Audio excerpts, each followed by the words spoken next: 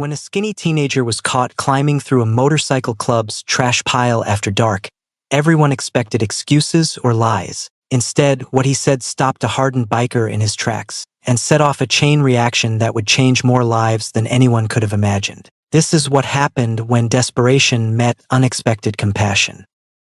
The chain-link fence was taller than Liam remembered. He stood in the alley behind the Steel Hawks clubhouse, hands gripping the cold metal, his breath forming small clouds in the November air. 14 years old and built like hunger itself and determination, he'd learned to move quietly. Desperation had taught him that. He hoisted himself up, sneakers finding purchase in the diamond patterns, and dropped into the yard with barely a sound. The junk pile sprawled before him like a graveyard of broken dreams, twisted handlebars jutting from oil-stained cardboard boxes, chrome fenders with spiderweb cracks catching moonlight, chains thick as his wrist coiled like sleeping snakes. Liam's hands moved methodically. A throttle cable, good.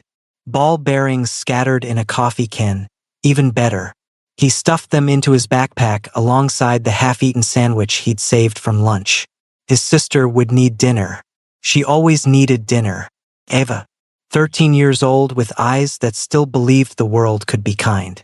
Born with a spinal condition the doctors had long Latin names for but no solutions to. She could feel everything in her legs, every ache, every phantom itch, but they wouldn't obey her.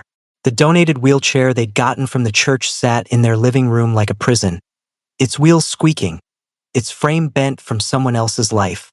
Liam had made her a promise 3 months ago, whispered it into her hair when she cried after another kid asked why she couldn't just try harder to walk. He'd build her something better, something that didn't smell like pity, something fast. He was reaching for a handlebar grip when the motion light exploded overhead, flooding the yard in harsh white. Liam's heart slammed against his ribs. "Don't move." The voice came from the garage entrance, low and rough as gravel. Liam turned slowly. The man was maybe 25, built like he'd grown up swinging hammers, with a patchy beard and a prospect patch on his leather vest. No full colors yet, still proving himself. That made him dangerous in a different way, hungry to impress. Nick crossed the yard in 4 strides and grabbed Liam's collar, lifting him slightly off his toes. "You got about 5 seconds to tell me why I shouldn't call the cops." Liam's backpack slipped, ball bearings scattering across the concrete like marbles. The sandwich tumbled out, wrapped in a paper towel, and Nick's eyes tracked it. Then back to Liam's face. The worn-out jacket with sleeves that didn't reach his wrists. The shoes held together with duct tape. "I wasn't stealing," Liam said, his voice steadier than he felt. "Not really. I was looking for parts." "Parts for what?" "A scooter. For my sister." Nick's grip loosened slightly. "Your sister. She can't walk. Her wheelchair's broken. I'm building her something better." The words hung in the cold air between them. Nick's jaw worked, processing, and then he made a decision that would change everything. "Wait here." He disappeared into the garage, and Liam heard voices, low and urgent. When Nick returned, he had company.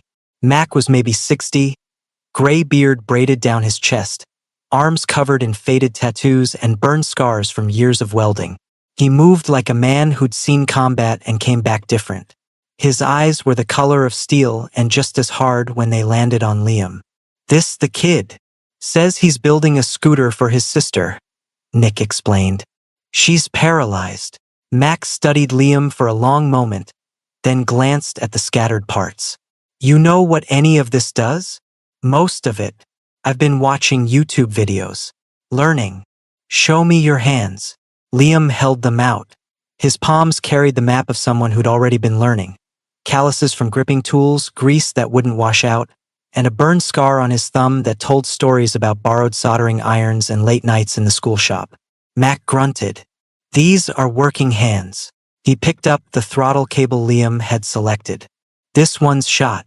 Frayed inside the housing. Would have snapped on her first ride." He tossed it aside and pulled another from the pile. "This one's good." Liam blinked. "You're helping me?"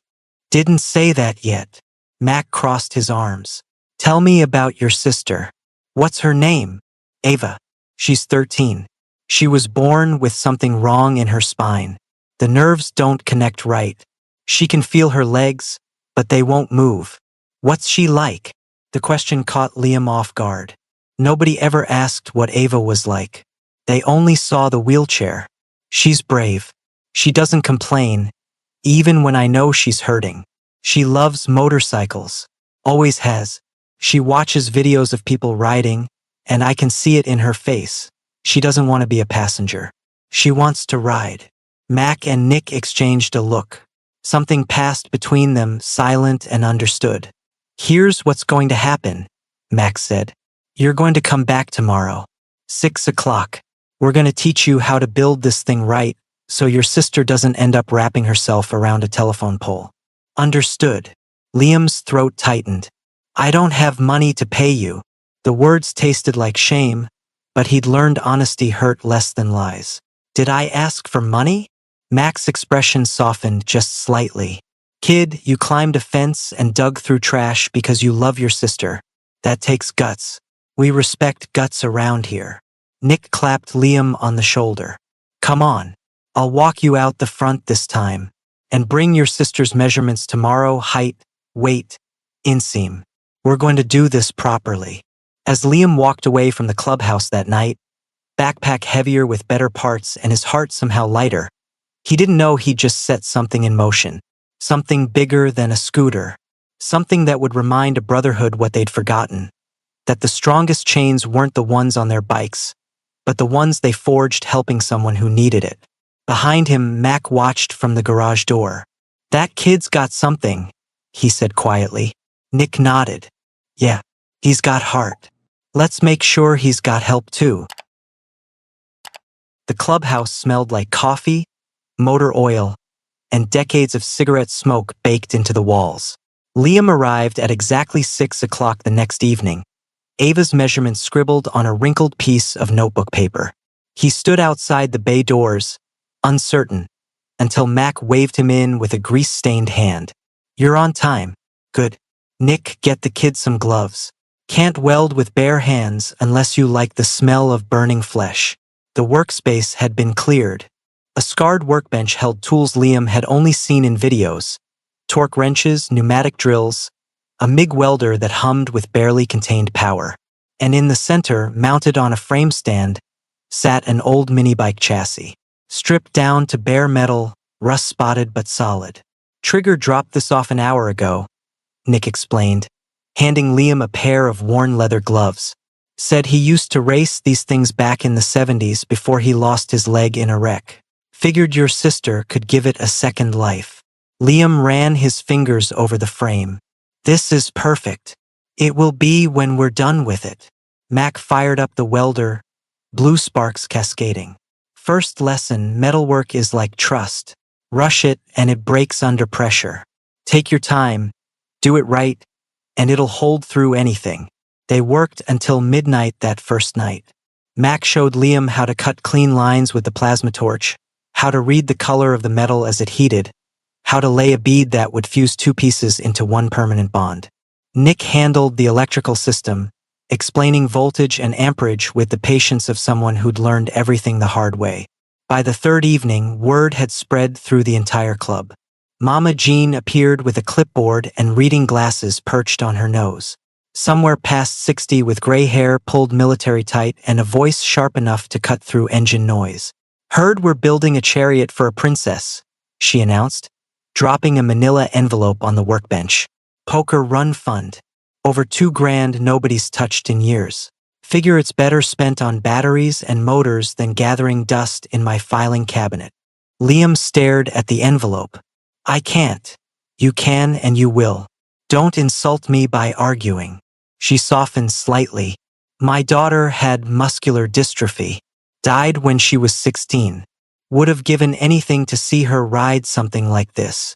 She cleared her throat roughly. Make it count, kid. The project consumed them. Jinx, the club's tattoo artist with sleeves of ink and a steady hand, taught Liam how to use an airbrush.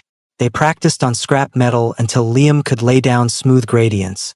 then moved to designing flames that would lick across the fenders like frozen fire. But the real turning point came on the 8th night, when Kane finally showed up. The club president was a mountain of a man, 6'4" with knuckles that had broken more noses than he could count. He ran the Steel Hawks with iron discipline and rarely spoke unless it mattered.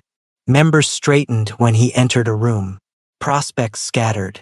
He found Liam hunched over the frame, wire brushing rust from the axle housing. Kane watched silently for 5 minutes before speaking. "You're Liam." It wasn't a question. Liam nodded, not trusting his voice. Kane pulled something from his wallet, a photograph, edges soft from years of handling. A little girl, maybe 7, on a playground swing. Blonde pigtails and a gap-toothed smile that could light up darkness. "That's Emma. My daughter." Kane's voice was gravel and regret. "Lives in Oregon with her mother. I see her twice a year if I'm lucky. Last time I called, she didn't want to talk to me." Liam didn't know what to say. Kane didn't seem to expect a response. "Her mom says I'm a bad influence.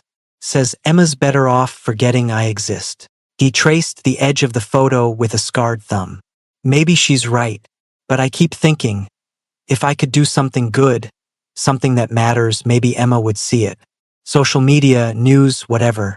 Maybe she'd know her old man's not just the guy who walked away." He looked at the scooter frame, then back at Liam. "Make this thing incredible. Make it so badass that when Ava rides it, people take pictures. They share videos. They talk about it." His voice cracked, just barely. "Make it something my daughter might see and think, maybe my dad helped build that. Maybe he's not all bad." Kane pressed a thick fold of hundreds into Liam's hand, enough for the chrome package and then some. Chrome package. LED lights. Whatever makes it shine. Then he walked out before Liam could thank him. Mac appeared at Liam's shoulder. "Kane doesn't talk about Emma. Ever. You just witnessed something rare. Why'd he tell me? Because you remind him what he's lost. And maybe what he could still save." Mac clapped him on the back. "Come on. Let's build something worth remembering." The clubhouse became a second home. Liam arrived every day after school. Homework finished on the bus. Dinner skipped or eaten standing up between soldering joints. The Steel Hawks rotated through, each contributing something. Diesel welded the support brackets, wrench machined custom wheel hubs. Even Church, the club's treasurer who rarely left his office, sourced a lithium battery pack from a contact in Detroit. The scooter took shape like a promise being kept. Matte black paint, chrome handlebars with rubber grips, red flames that seemed to move in the light. And across the frame, in elegant script that Jinx spent 6 hours perfecting, Ava. Nick earned respect he'd been chasing for months. Through the harder path, choosing compassion when cruelty would have been easier. And Liam learned that family wasn't always about blood. Sometimes it was about showing up, getting your hands dirty, and building something beautiful from broken pieces. Ava's wheelchair squeaked with every rotation, a rhythm her mother had learned to ignore but Liam couldn't stand. They arrived at the clubhouse on a gray Saturday afternoon, 3 weeks into the build. Mrs. Porter looked exhausted. Her nurse's scrubs wrinkled from a double shift, dark circles under her eyes speaking to years of carrying weight no parent should bear alone. "You sure about this, baby?" she asked Ava, her hand resting protectively on her daughter's shoulder. Ava nodded, but her fingers twisted nervously in her lap. She'd never been around bikers before. Never been anywhere, really, except school and doctor's offices and the 4 walls of their cramped apartment. Mac met them at the door, wiping his hands on a red shop rag. His expression softened when he saw Ava, the look of someone recognizing a fellow soldier from a different war. "You must be the engineer," he said, crouching to her eye level. "Liam talks about you constantly. Says you're the brains behind this operation." Ava's eyes widened. Nobody had ever called her that before. "Come on. Want to see what we're building?" Mrs. Porter pushed the wheelchair through the bay doors, and Ava's breath caught. The scooter sat center stage under the fluorescent lights, still incomplete but already magnificent. The frame gleamed with fresh primer, The custom seat waited for upholstery, and components lay organized on the workbench like surgical instruments. But Ava wasn't looking at the scooter. She was staring at the motorcycles lined against the wall, Harleys and Indians and custom builds, chrome catching light, leather saddlebags worn smooth from miles of freedom. Her hands gripped the wheelchair's armrests so tight her knuckles went white. Trigger limped over, his prosthetic leg clicking softly with each step. He was maybe 50, beard shot through with silver, a scar running from his temple to his jaw. He dragged a metal stool beside Ava and sat heavily. "Lost this one 20 years ago," he said, rapping his knuckles against the prosthetic. "High-side my bike doing 90 on wet asphalt. Woke up in the hospital missing everything below the knee." He leaned closer, voice dropping. "Doctors said I'd never ride again. Said I should get used to a desk job, maybe take up fishing." Ava watched him, silent but listening with her whole body. "You know what I did?" Trigger smiled. "I told them to go to hell. Modified my bike with hand controls, relearned everything, and rode out of that hospital parking lot 6 months later." He tapped his prosthetic again. "This doesn't define me. It's just the body I've got. What defines me is what I do with it." Something shifted in Ava's expression. Not quite a smile, but close, like a door cracking open after being locked for years. Mama Jean swept in with her clipboard and a measuring tape. "All right, sweetheart. Need to get you fitted properly. Can't have you riding around uncomfortable." She measured Ava's reach, her torso length, the angle of her spine. Not clinical, but practical, like fitting someone for custom boots. "You got a preference on colors?" Jinx asked, spreading design sketches across the workbench. Flames in red, blue, purple, green, tribal patterns, geometric designs. "This is your ride. Should look like you." Ava studied the options, then pointed tentatively at the red flames. Her voice came out barely above a whisper. "Like fire. Like fire," Jinx repeated, grinning. "I like your style, kid." Nick brought over the joystick throttle system, explaining how it worked. Push forward to accelerate, pull back to brake, twist for steering adjustments. "We're installing training wheels that detach once you get comfortable. And the seats got a 5-point harness until you build up core strength. But eventually," Mac added, "you'll ride free. No straps, no training wheels. Just you and the road." Ava's eyes filled with tears. Not sad ones. The kind that come when someone finally sees the dream you've been too afraid to speak aloud. Mrs. Porter's hand flew to her mouth. "Baby, what's wrong?" "Nothing's wrong, Mama." Ava's voice was stronger now. "They get it. They understand." "Understand what, sweetheart?" Ava turned to face her mother, and for the first time in her life, said the words she'd been holding in her chest like a secret. "I don't want to ride on the back of someone's bike. I want to be the one in front. I want to lead." The clubhouse went quiet. Even the compressor in the corner seemed to hold its breath. Liam knelt beside his sister's wheelchair, his eyes wet. "That's why I'm building this. So you can." Trigger stood, his hand resting on Ava's shoulder. "Next month, when this thing's finished, you're riding with the club. Front of the pack. And anyone who has a problem with that answers to me." The other members nodded, a silent agreement passing between them. The club recognized something deeper than sympathy, the kind of respect reserved for those who refuse to surrender, no matter what body they're given. Over the next week, Ava became a fixture at the clubhouse. She'd will herself to the workbench and hand Liam tools, learning their names and purposes. Mama Jean taught her to read torque specs. Jinx let her choose the exact shade of red for the flames. Candy apple, she decided, because it looked like speed. And slowly, the girl who never spoke found her voice. She asked questions, laughed at Diesel's terrible jokes, told Trigger about the dreams she'd been having. Dreams where she was flying down highways, wind in her face, nothing holding her back. The scooter wasn't just taking shape. Ava was too. And when Kane stopped by late one evening and saw her sketching motorcycle designs on notebook paper, he pulled out his phone. He didn't say anything, just took a photo of Ava smiling, surrounded by bikers who treated her like she belonged. That night, he sent it to Emma with a simple message, helping build something special. Thought you'd want to see. His daughter replied, 8 months of silence. Broken. That's really cool, Dad. The scooter was finished on a Tuesday morning, 3 days before Thanksgiving. Liam stood back and stared at what they'd created, what he'd helped create, and couldn't quite believe it was real. The scooter had transformed into something alive.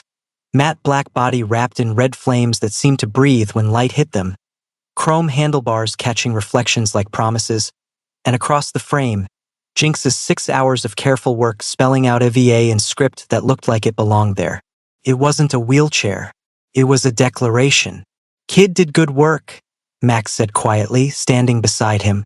But you know that's not what this is really about. Liam looked at him. What do you mean? This scooter is beautiful, but what matters is what it represents. Mac gestured around the clubhouse where members were already gathering, polishing their bikes, checking tire pressure. You reminded us why we started riding in the first place. It wasn't about looking tough or running from something. It was about freedom.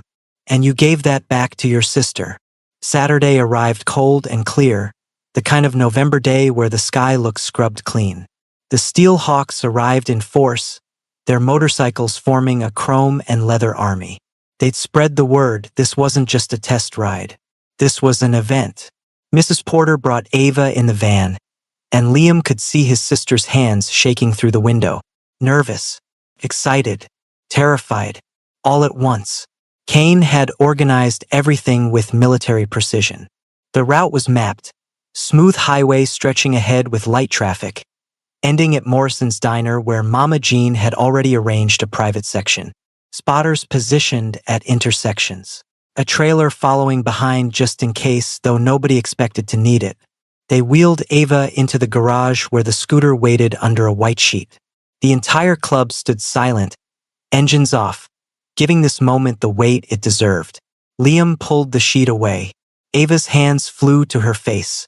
She stared, lips trembling, unable to form words. The scooter gleamed under the overhead lights like something from a dream she'd been too afraid to have. Is that? She couldn't finish. It's yours, Liam said, his voice thick. Every piece. Built for you. Trigger and Mac helped her transfer from the wheelchair to the scooter seat. They adjusted the harness, showed her the controls one more time, tested the responsiveness. Ava gripped the handlebars like they were the only solid thing in a spinning world. You ready? Nick asked, handing her a helmet, custom painted to match the scooter, her name airbrushed across the back. Ava's eyes swept across them all, her mother crying openly, Liam's face barely holding together, and the brotherhood of bikers who'd poured everything into making this moment real. I'm ready. The procession rolled out slowly. Ava in front, tentative at first, the training wheels barely touching asphalt. Behind her, 50 Harleys rumbled like controlled thunder, keeping pace, protective and proud. The sound was massive, a wall of noise that announced something important was happening. Within blocks, Ava's tentative grip transformed. She pushed the throttle forward and the scooter responded like it had been waiting for her command. Her grin widened until it threatened to split her face entirely. By the highway entrance, she'd found her rhythm. And then she opened it up. The electric motor hummed as Ava leaned into the wind, her hair whipping from beneath the helmet. The Steel Hawks roared behind her, not leading, not carrying, following. Respecting. Celebrating. People on the sidewalk stopped and stared. Some pulled out phones, recording this impossible sight. A girl who couldn't walk leading a motorcycle club down the highway like she'd been born to do exactly this. Cars honked in support. A kid in a pickup truck leaned out his window and screamed, "You're awesome!" Ava laughed. A sound so pure it cut through the engine roar like sunlight at Morrison's Diner. The club parked in formation, and Ava rolled to a stop at the head of the pack. When Trigger removed her helmet, her cheeks were flushed, her eyes blazing with something new. Not hope, certainty. I want to go faster next time, she announced. The clubhouse erupted in cheers. That night, videos of Ava's ride exploded across social media. Local news picked it up, then regional. By Monday morning, the story had reached Oregon, where a 12-year-old girl named Emma watched her father's club do something extraordinary. She called Kane that afternoon. "Dad, that was really cool. Can I come visit for Christmas?" Kane's voice cracked when he answered, "Yeah, baby. Yeah, you can." Nick got his patch the following week, earned not through violence or blind loyalty, but through seeing someone who needed help and choosing compassion over indifference. The Steel Hawk started rolling forward, a program helping kids with disabilities get custom mobility solutions. Donations poured in. Other clubs joined. What began as one desperate kid digging through trash became a movement. But for Liam, standing in the garage weeks later watching Ava practice tricks on her scooter, popping small wheelies, taking corners sharper, the real victory was simpler. His sister was riding, not as a passenger, not as someone to be pitied, as herself, free, unbroken, leading the pack. And sometimes, late at night when the clubhouse was quiet, Mac would look at the photo they'd hung on the wall. Ava at the front of 50 bikes, mid-laugh, flames blazing across her fenders, and remember why they called themselves a brotherhood. Because the strongest chains weren't on their motorcycles. They were forged helping someone brave enough to ask for help and being wise enough to give it. Sometimes the bravest thing you can do is ask for help, and the most powerful thing you can do is give it. What would you do if you saw someone digging through your trash? Would you see a problem or a possibility? Drop your thoughts below, and if this story moved you, share it with someone who needs to remember that kindness still rides strong. Don't forget to subscribe to Embrace the Journey for more stories that prove we're all stronger together. See you in the next video.